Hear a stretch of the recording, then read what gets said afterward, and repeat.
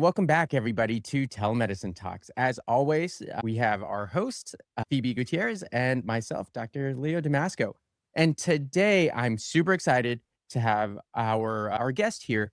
She is a host of our sister podcast on the Doctor Podcast Network, and it's the podcast called Luxury Cruising. Check it out. But we have Dr. Krystal Sodaitis, right? And she is a board certified pediatrician that transitioned from academic medicine to health plan leadership in 2013. She's also a certified life and leadership coach with advanced certifications in physician coaching, leadership coaching, and deep dive coaching, with a practice focused on physicians who have a neurodevelopmental diagnosis such as ADHD, autism, or dyslexia. So, thank you for joining us. And it's awesome to have another person from our sister podcast here. So, it's always a great conversation. Welcome. Welcome to the show. Thank you so much for having me. This is a real thrill for me to be on the podcast. Thanks. Now, what we want to talk about today is really how you got to the podcast from where you were as a board certified pediatrician to where you are now and how it got you there. A lot of telemedicine is transition, right? And really breaking down kind of the mindset that we have built over time, over our careers, that really is holding us back to making the leap of faith, right? And this Yeah. transitions to other things too. So, yeah. So, how did you find yourself doing this podcast? Yes, it's actually a story I absolutely love to tell. So thanks for asking. And so we can really start the story around 2015, which is when I went on my first cruise. And actually, it was my first cruise, but it was the cruise that sort of started it all. It started my absolute love of cruising. And around the same time was when I discovered podcasts and I started listening to lots of podcasts about cruising.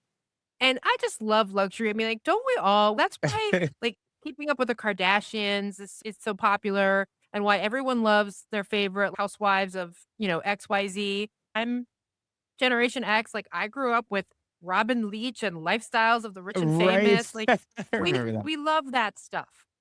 And so I was looking for that podcast and I could never find it. Never even thinking that I would start a podcast myself, but my love of cruising just continued and it escalated and I could talk cruising. I could talk cruising with anybody at any time. If you are going on a cruise, if you've been on a cruise, ooh, what ship? Where'd you go? What was it like? I love talking about it. Then I didn't become a certified coach until 2019 and I started to Hmm. learn about mindsets. And anyone who's been through growth and it could be coaching, it could be anything else, self-development, you just start to dream. And one of the things that I discovered is that often as physicians, but as people in general, when we think of a dream, the first things that come into our mind are why that's not going to work, why that's not successful. And what I learned first through a book, I had this idea in my mind to write a book about the sandwich generation. I was knee deep in the sandwich generation, still am. And I I thought about it. I'm like, I'm just going to write it one day. And I never really put any pressure on myself to actually write it. Because the truth is, I don't like writing. And eventually, the opportunity presented itself with a course on writing what's called tiny books, because it wasn't going to be a long book.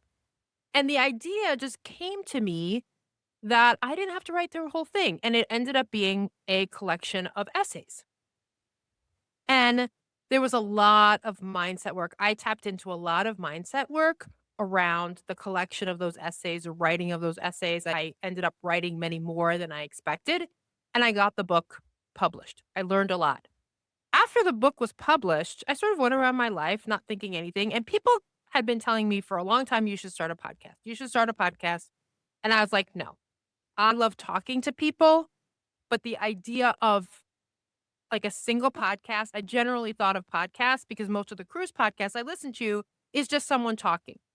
And the idea of me talking to myself for 20 to 30 minutes was not appealing at all. But at some point, the tide started to turn, and I was like, maybe I'll start a podcast about luxury cruising because that's what I like to talk about the most. and it's not out there. And I just let it sit until one day I was like, you know what? One day I'm going to start a podcast. And I didn't squelch it and I didn't start planning it. I just let it sit. And an email came across my desk and it was a coaching retreat saying the one thing you've been wanting to do but haven't. This is where you're going to do it. And that's where I was like, yep, that's where I'm going to go. I'm going to go to that retreat and I'm going to start my podcast. And within 6 months, I started recording. I had all this stuff. I had no idea how I was going to produce it or how I was going to publish it. I'm like, yeah, I'll figure it out. And within 6 months, DPN was announced. I was like, yep, that's how my podcast is going to be produced. And a year and a half ago, I started my podcast, dropped the first one in March of 2025. And it's not easy. And I'm always looking for guests and putting that process into my life so that I can appropriately do the podcast, market, do all the things that I want to do so that it grows. There's definitely mindset work behind that so that I don't just stop and say, yeah, this was enough. It was a dream and now it's done. But I don't put pressure on myself. And it's worked out really well. Yeah, that's amazing. That's amazing. And it mirrors kind of how we did it too, right? It's just, it was, do we do it? Do we not do it? And I think independently, Phoebe and I were kind of mulling around the idea for a while. And what was your biggest kind of inhibitor from actually doing it when you were mulling it around? You mentioned that you're sitting on it, and it took this coaching retreat where now you're accountable for basically this BHAG, right? This Yeah. big, audacious goal, right? But before that, what kind of stopped you from actually thinking or doing it? The logistics. To me, there were so many, and there are, people tell you like, oh, to start a podcast, all you need is your phone and a podcast platform. Yeah, in theory, but really there is more to it. And so the logistics, the idea that I wouldn't just be talking to myself for 20 minutes. And I do occasionally do solo episodes. I don't love them, Yeah. but I do them. And the logistics of doing the podcast every week, where is it going to get uploaded to, figuring out all the stuff like a website and the marketing and all of it. Just there seemed to be so many steps that every time I thought about it, I felt pressure. And so I just decided, I'm like, it'll happen. I knew in my heart that it would happen. And the truth is that, and this is really well studied actually, is that when you have a dream, even the dreaming of that dream, even the planning of it, even if it never comes true, is beneficial. So I just allowed myself to say, you know what, one day I'll do a podcast. And I ended up doing it, but if I had never done it, that would have been okay too. I would have, I have lots of dreams like that, mostly around cruising, but I have lots of dreams like that. I'm like, oh, I'm going to do this cruise. I'm going to do that cruise. And maybe I'll do it. I think I'm going to do them. But if I don't, I've still enjoyed and gotten benefit from just dreaming about it. That's an interesting concept, right? Especially with people, and our audience are doctors, professionals, entrepreneurs. These are people that are used to being successful, right? Mostly type A, right? Even if you're saying you're not type A, you're definitely type A if you're listening to this, right? And the fear of not being successful, failing, what a bad word, right? Failing in this population, in this cohort is such a fear, right? That we don't want to do that. But it's interesting that the concept of even if you don't do it, just dreaming of it is beneficial. It improves you, right? And Yeah. Yeah. I just think it feels so much better to allow yourself the possibility rather than every time you think, I'm going to start a podcast. Well, or it would be nice to have a podcast, but who's going to record it and how are you going to do it and how are you going to find guests and all of the negatives come up. This may be a completely different tangent, but I saw a quote recently from Simon Sinek. And he said, I don't know if this is actually true. This is a quote from him. He said, one of the differences between the top 5% of tennis players in the world and everybody else is that the top 5%, whether they get a point or they miss a point, they basically talk to themselves better. They're encouraging. So it creates peace and a little bit of comfort. That tiny bit of energy, it's almost like they're not negative energy, right? The not having the negative saves them so that at the end of the match, they're just maybe 1%, 2% happier, more content than the other player, whether they won or lost, because of the way that they talk to each other. They talk to themselves. We should do that all the time. Talk to ourselves kindly and with compassion and allow ourselves to just dream. How do we do that, especially in the physician community, right? How do we do that? Right? And Not y just the Christian community. right. It's funny because as you're speaking, I'm actually opposite. So I'm the opposite side where I get all these ideas, and I was like, I know for a fact we can do all these things. I wish I could clone myself and do that. And then you get into that. What do they call it? The whole where you realize the complexity of what you've gotten yourself into, and now you have to kind of make it come true. But it always ends up working out, which is the funny side of it. Of like even in the I always joke the moments where I feel the most anxious or the most uncomfortable is usually when I'm like right there on that breakthrough. Like, today's gonna be like the worst, and then like tomorrow should be better because it can't get worse than today. And then it somehow does, right? I'm able to figure out that thing that I've been stressed out about for the last week, or we're able to get an answer we didn't have the day before. To your point, it's this very interesting kind of mindset, but half the time it's really hard to stay positive all the time when you're doing all these things. And I think that's a thing too, is we're so conditioned, right? Especially during training. I don't know, maybe my training was negative. I love my No, my attendings everybody. and whatnot. But training it was if I had an inner voice is like, oh, I'm messing up. I'm Yeah. doing this wrong. I need to do better. If you go up to an attending, how can I be better in this rotation?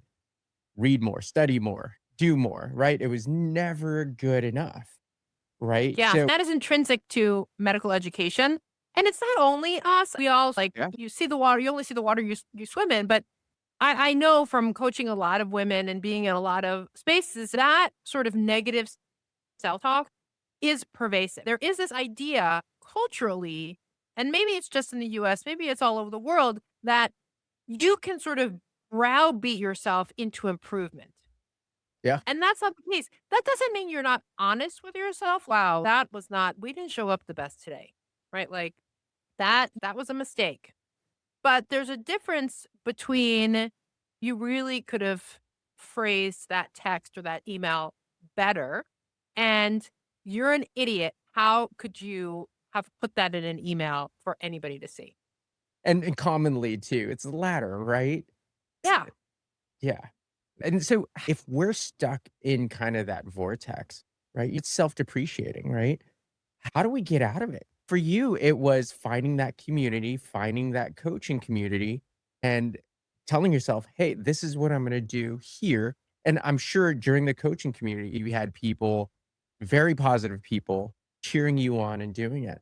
So for those that are stuck in kind of the whirlpool of this negativity, what's the best way to get out of it?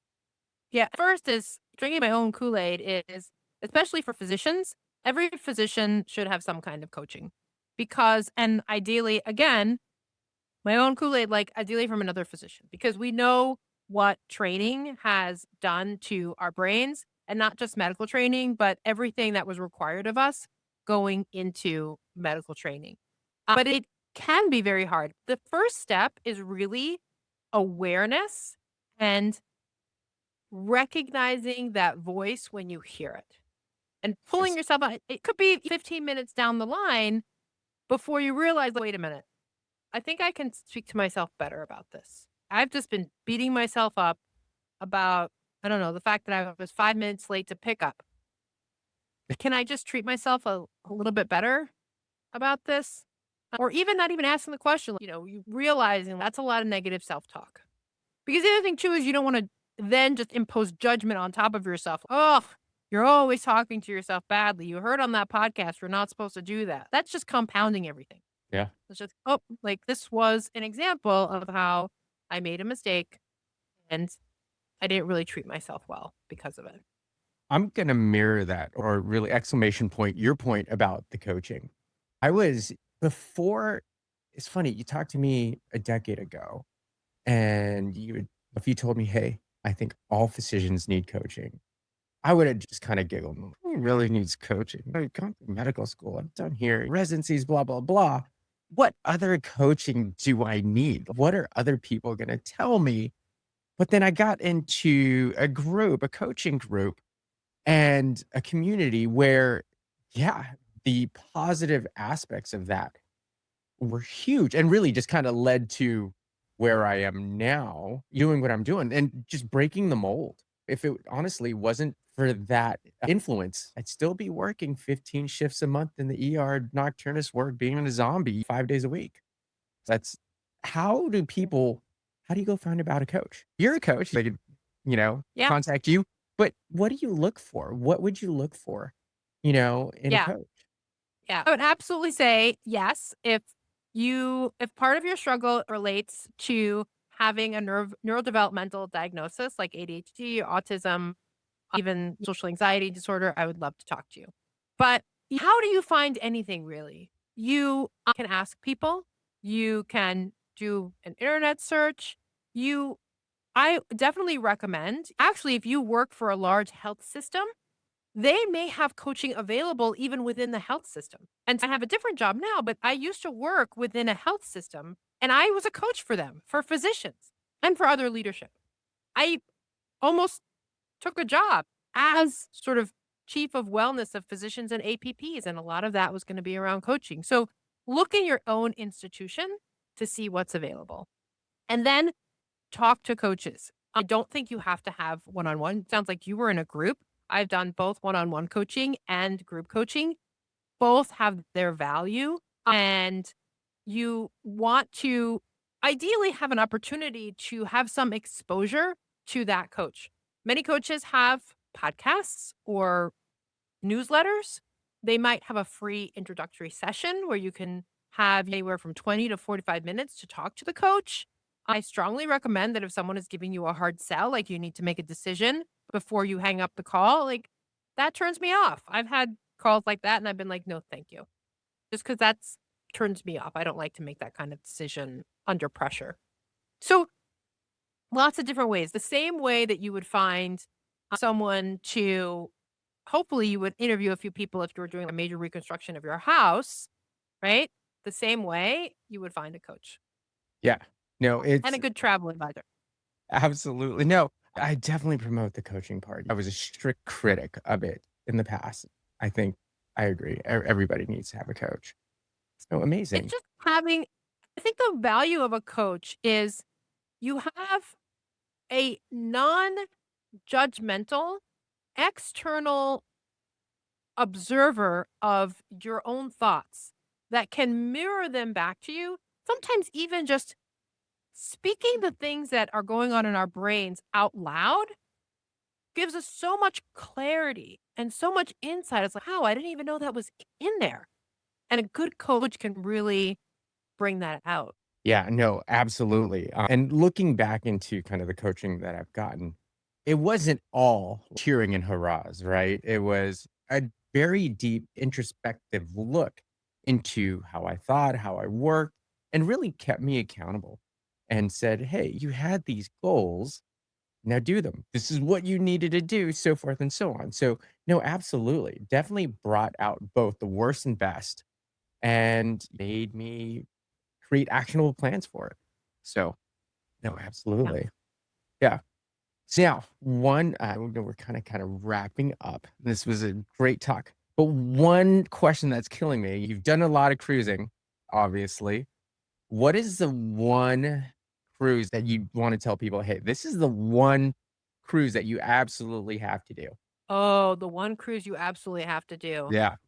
For me, I'm gonna start with my dream, and then I'll go to what I would recommend anybody do. So my dream is to do a world cruise, but Oh that wow. not everybody wants to spend 180, 200 days on a ship, but I would love to circumnavigate the globe on a high-end cruise ship. I think that would be amazing.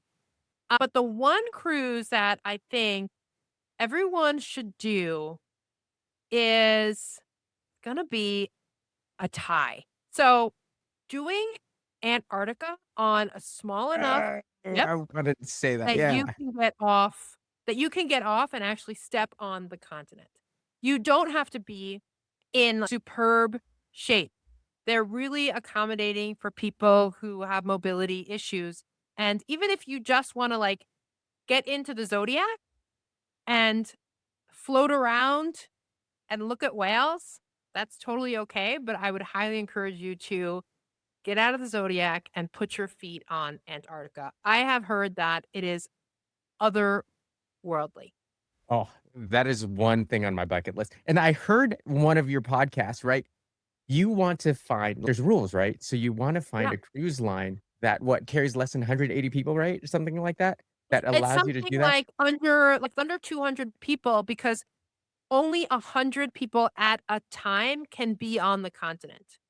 And so while you're looking, that is definitely a question. If you're going on a big ship like Princess Holland America, 2,000, 3,000 people, I tell you, like, you're going to go to Antarctica and wave to the penguins because you're going to sail right by and no one's getting off the ship. But a smaller cruise ship where they have excursions onto the continent, that's what you want to do.